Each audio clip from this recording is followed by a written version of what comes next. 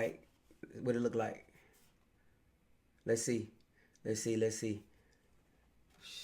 Can y'all see it? Should an unmarried couple purchase a home? Should an unmarried couple purchase a home? Can y'all see that? What y'all think? What you think? Look, look, look. So this is the question of the day, y'all. Question of the day. Should an unmarried couple purchase a home? I want you guys to get that. What do you think? While I get all my stuff together over here. Some of you gonna say yay, some of you gonna say no. But what do you think? Do you think it's good for an unmarried couple to purchase a home? Somebody who hadn't been together. All right. So look. Let me camera get back in focus. Let me talk to you briefly about that. Number one, let me say this. First and foremost, it's none of my business. And it's no one's business how you choose to live your life and how you choose to run your relationship. All this is just for information purposes, point blank, period. So again, for everybody who want to see, the question of the day is, should an unmarried couple purchase a home? All right, comment in the section below and tell me what you think. Here we go. Look, number one, let me tell you a story. One time, I knew someone, not to get too specific, I knew someone, and they were living with a lady. They had a place together. They had a place together. They can, but just not together. Right, Ari? So they had a place together. And they had a place together, and they weren't married or anything, but they had a place, and they had what they call a joint tenancy with sole survivorship. Meaning that by law, they live together and they both co-own the place. But if one of them died, the other one will own the place free and clear. Point blank, period, right? So guess what? One of them died. When one of the people died, it was discovered that it was some other stuff going on behind the scenes. So the individual who had the property was left with some stuff, some bad stuff. Now, I know if they were married, I can tell you straight up, it would have been perfectly even, because in the state of Georgia, if they were married, that person could have got what they call a year support, and they would have been able to get the property free of the tax lien. They could have got the property free of the tax lien. So that's a story that I went through, and I understand how that works. So, but number one, it doesn't, to me, if someone choose to live, if you guys choose to live in whatever, it doesn't matter.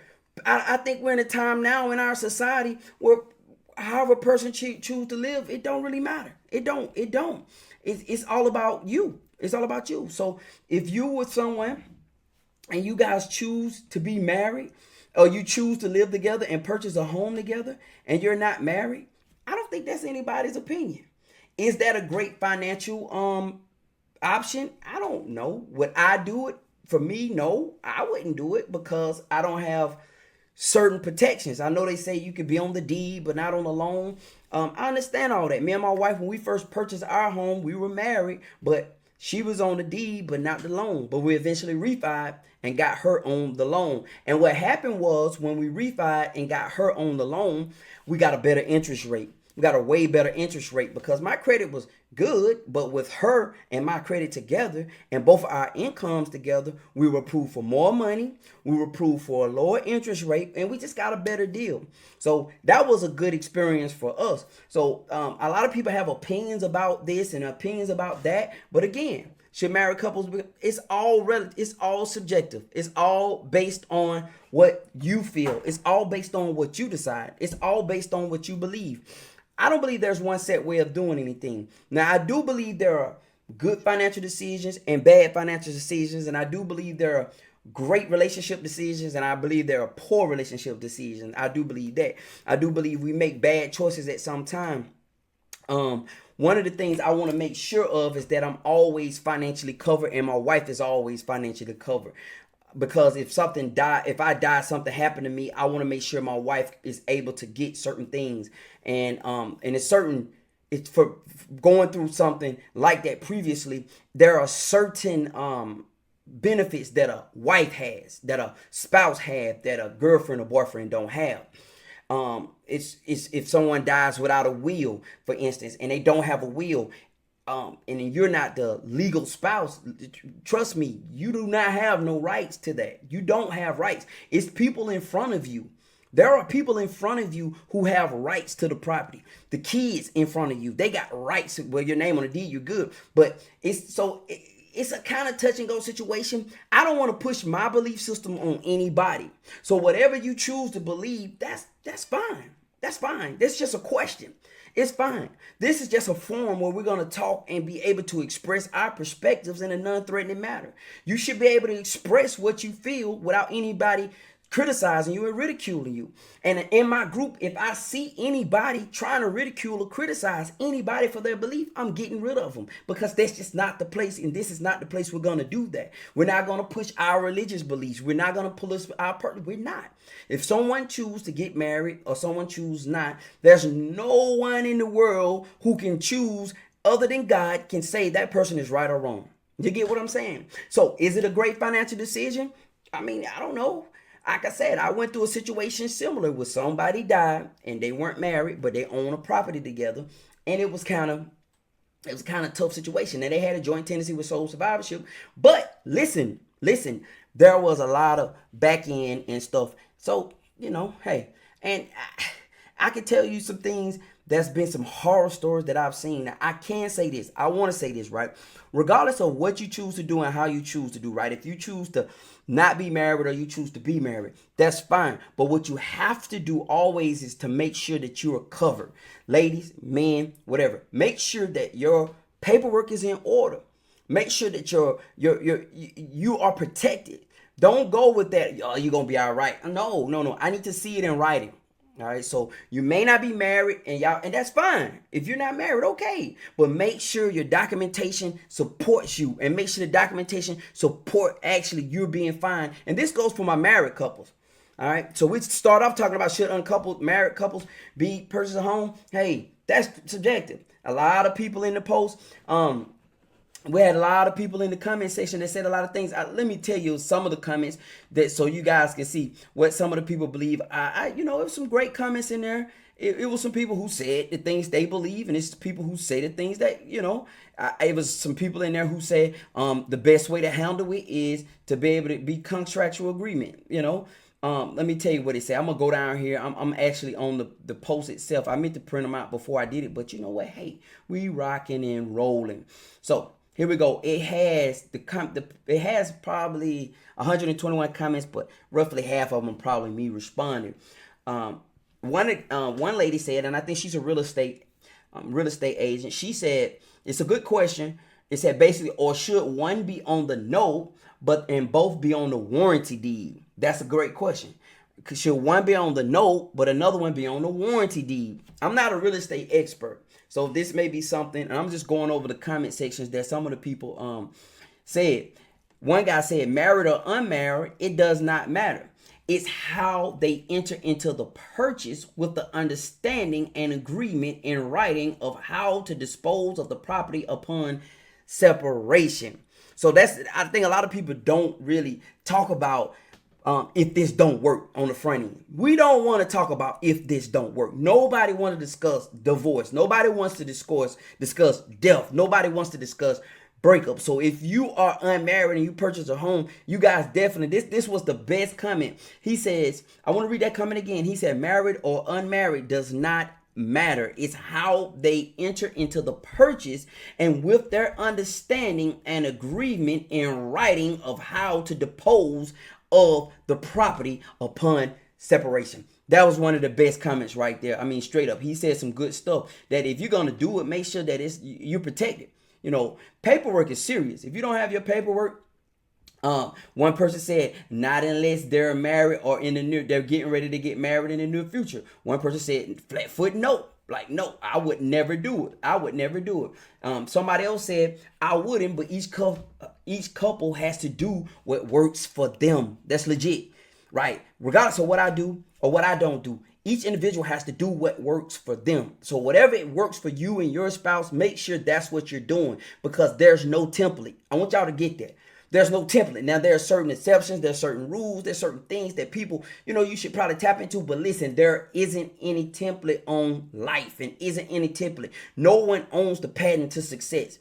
People have been successful in situations that everyone swore they were being unsuccessful in. But let me read some more couple. I had another friend of mine they have he's a realtor. He said no, neither married or not. He said when both are on the loan, that means that both incomes were accounted for to make the purchase. If something were to happen to either income, definitely it would definitely affect them paying their mortgage. So basically, simply put, when y'all got the house, if both of y'all got on the loan, if you were approved for $500,000 because your spouse make 100 and you make 100. So because y'all had a greater income coming in together, guess what? Y'all got approved for more. So what his point is that if something was to happen to one of you or one of you walk away, would you be able to afford the mortgage on your own? So that's a whole different setup issues.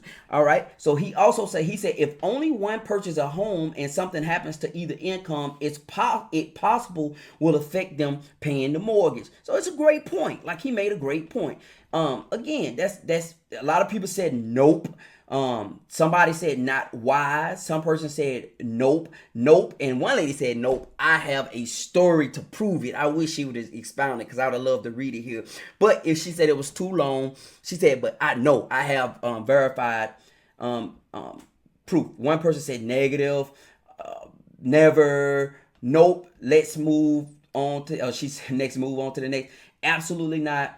One person say not if you're ready to commit. Now, that's a great one. Not if you're ready to commit to real estate, you're ready to commit to a relationship. Marriage before the mortgage. All right, I get it. Most people said no. I'm trying to find some yeses here. It says one person said yes if it's an investment property. Think about that. Yes if it's an investment property. No, if it's a personal property, if you're going to live in it. But, if it's an investment property, if both of you guys making money off of it, but both of you guys going to be responsible for the mortgage and also responsible for the upkeep of the property too. So that could get a bit messy right there, trying to take care of property.